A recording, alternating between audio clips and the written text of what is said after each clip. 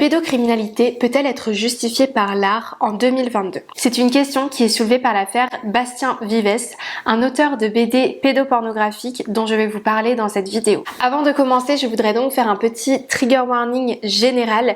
Je vais parler donc de violences sexuelles, de pédopornographie et d'inceste. Je vais également montrer des exemples de l'art qu'il produit, donc si jamais ce sont des thématiques un peu trop difficiles pour vous, n'hésitez pas à passer à autre chose et à malheureusement ne pas regarder cette vidéo, mais surtout protégez-vous. Pour autant, même si c'est un sujet difficile, c'est un sujet qu'il est très important d'aborder, notamment parce que cet artiste est sur le point d'être mis en avant par l'exposition de la BD d'Angoulême. Et ça, clairement, au vu de tout ce qu'il a fait, c'est juste pas possible. Alors restez avec moi, je vous explique tout ça en quelques minutes.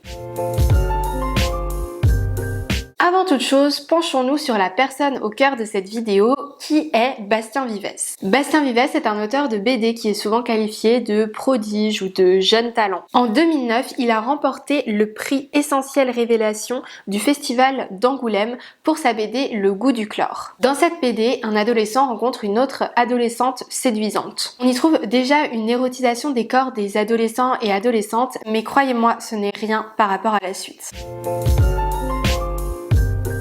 Car ça y est, Bastien Vives est bien parti pour publier une bonne série d'œuvres problématiques. Je vais vous en donner un aperçu tout de suite. En 2011, il publie Les Melons de la colère, une histoire d'une adolescente avec une énorme poitrine. Dans cette œuvre, elle se fait violer par plusieurs professionnels de santé censés l'aider à cause justement de sa forte poitrine. À la fin, elle-même viole son petit frère Paul pour lui faire comprendre ce qu'elle subit. Mais ce n'est pas fini. À la fin de la BD, on trouve la photo d'un mouchoir usagé et un charmant mot de son auteur, ici j'ai juté. Comprenez donc éjaculé sur des histoires de viol, oui. Bastien Vives présentait lui-même cette bande dessinée comme un bouquin porno avec du contenu à caractère pédophile. Mais vous n'êtes pas au bout de vos surprises, je vous assure. En 2018, il publie La décharge mentale. On se retrouve alors au cœur d'une famille avec un père, une mère et 3 filles de 10, 15 et 18 ans. Le père va se retrouver dans des situations sexuelles avec l'ensemble des personnages féminins,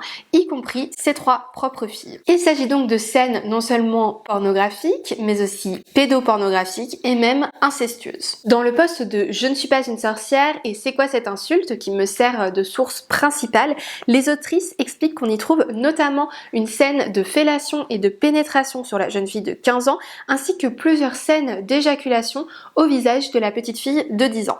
Cette même année, Bastien Vives publie Petit Paul. C'est l'histoire du petit frère de la protagoniste des Melons de la colère. Grosso modo, l'histoire tourne autour du fait que Paul est un sexe disproportionné et qu'il se fasse violer tout au long de l'ouvrage par plusieurs personnes, dont sa sœur, sa prof de judo ou encore son institutrice. La maison Glénat, chez qui l'ouvrage est édité, a expliqué qu'on y trouve les fantasmes les plus inavouables et qu'il s'agit de contenu aussi immoral que réjouissant. Alors, face au choc de tous ces contenus, on est légitime de se demander est-ce que tout ça c'est légal? Eh bien en fait, pas vraiment. Le fait de présenter des contenus pédopornographiques qui mettent en scène des enfants mineurs avec en plus de l'inceste, c'est interdit par l'article 227-23 du Code pénal. Cet article, je vous le lis, le fait en vue de sa diffusion de fixer, d'enregistrer ou de transmettre l'image ou la représentation d'un mineur lorsque cette image ou cette représentation présente un caractère pornographique est puni de 5 ans d'emprisonnement et de 75 000 € d'amende. Pourtant, vous l'avez compris, l'artiste n'est pas du tout impacté par cet article de loi, peut-être parce que justement, au nom de l'art, entre guillemets, on pourrait faire des choses qui sont normalement pénalement répréhensibles, mais qui là ne le sont pas. Encore aujourd'hui, ces BD sont disponibles dans toutes les FNAC, sur beaucoup d'autres plateformes et dans de très nombreuses librairies. Je vous l'évoquais rapidement en introduction, le Festival international de la BD d'Angoulême, qui est un festival hyper prestigieux dans le monde de la bande dessinée, lui permet d'exposer ses œuvres entre le 26 janvier et le 12 mars 2023. Il aura donc sa propre exposition qui s'appelle Dans les yeux de Bastien Vives. Alors, on pourrait se dire quant à Bastien Vives, est-il un petit peu naïf, un peu maladroit, même si bon, on est bien d'accord que même ça ne justifierait absolument pas les contenus qu'on a pu voir et que je vous ai exposés jusqu'ici.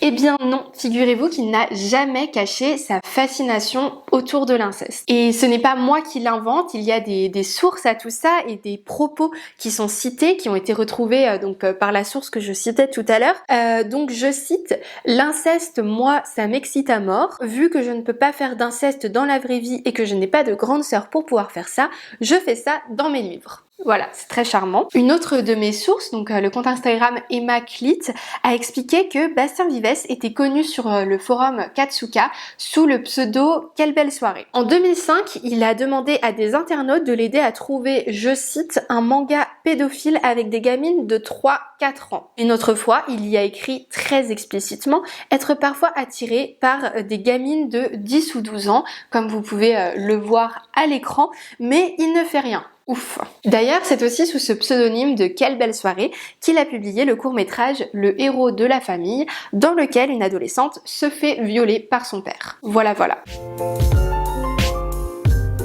En plus de ce joli palmarès, je voudrais évoquer rapidement son comportement misogyne et sexiste. Et ce comportement, il l'a eu notamment envers une autrice de BD, Emma du compte Instagram Emma Clit, que je citais précédemment. En 2017, Emma publie une bande dessinée sur la charge mentale. Vous vous en doutez, beaucoup d'hommes, et notamment des auteurs de BD, s'en prennent à elle. Bah oui, il faut pas trop parler de ce sujet pourtant essentiel parce que ça a tendance à vexer un petit peu les hommes qui se sentent concernés. Bref, parmi tous ces auteurs qui s'en prennent à elle, l'un est particulièrement virulent. Vous l'aurez deviné, il s'agit de Bastien Vives. Voici un petit aperçu de ce qu'il a envoyé à Emma. En plus d'insultes psychophobes, donc mongolienne, abruti, 2 ans d'âge mental, il l'accuse de ne pas savoir dessiner. Mais ce n'est vraiment pas le pire.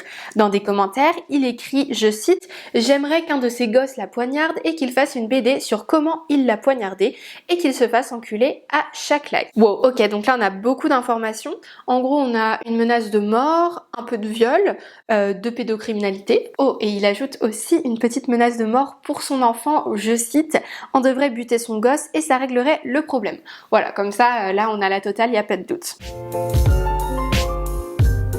Alors, à la fin de cette vidéo, puisque ça y est, elle touche à sa fin, vous êtes sans doute révolté, dégoûté, en colère. Clairement, moi, c'est un peu toutes les émotions par lesquelles je suis passée quand j'ai eu connaissance de cette affaire. Bastien Vives est un auteur qui perpétue des schémas patriarcaux et oppressifs qui sont d'une violence sans nom, et particulièrement pour des personnes qui ont vécu la pédocriminalité et l'inceste. On rappelle que en France, on estime qu'une personne sur 10 a déjà été victime d'inceste une fois dans sa vie. C'est donc un sujet qui est vraiment dramatique et où je pense n'est pas vraiment quelque chose de drôle. Ce que je trouve vraiment le plus consternant à titre personnel, c'est vraiment d'essayer de faire passer tout ça pour de l'art un petit peu inoffensif, voire même de trouver ça subversif et cool, alors que c'est juste dégoûtant et sans intérêt, et c'est juste une façon de nourrir des fantasmes hyper malsains, et c'est vraiment dérangeant. Heureusement, il est possible d'agir contre sa présence au festival de BD d'Angoulême. Une pétition a été créée et vous pourrez la retrouver en lien dans la description. Je vous encourage vraiment à la signer. À l'heure où je tourne cette vidéo, elle est presque à 100 000 signatures et c'est vraiment hyper important de montrer en fait votre mécontentement. Pour le moment, le festival de BD d'Angoulême n'a pas souhaité déprogrammer Bastien Vives, mais c'est en faisant le plus de bruit possible autour de cette affaire qu'on peut réussir à faire pression sur ce festival. Avant de terminer, je voudrais remercier les comptes Instagram Je suis une sorcière, C'est quoi cette insulte et Emma Clit. Sans leur travail, j'aurais jamais pu faire cette vidéo. C'est grâce à elles que l'alerte a été lancée et que des médias ont commencé à parler du sujet. Alors n'hésitez pas à aller voir leurs posts qu'elles ont fait sur le sujet. Tous les liens sont dans la description. Et quant à moi, je vous remercie d'avoir suivi cette vidéo et je vous invite à me rejoindre sur mon compte Instagram @overtherainbow. N'hésitez vraiment pas à partager ce contenu autour de vous, c'est vraiment hyper important d'en parler. C'est le meilleur moyen en fait de faire pression, notamment sur le festival de la BD d'Angoulême, mais même sur des librairies ou tous les revendeurs qui font circuler ces œuvres pédopornographiques. On se retrouve très vite dans une prochaine vidéo. Merci pour votre écoute et à bientôt.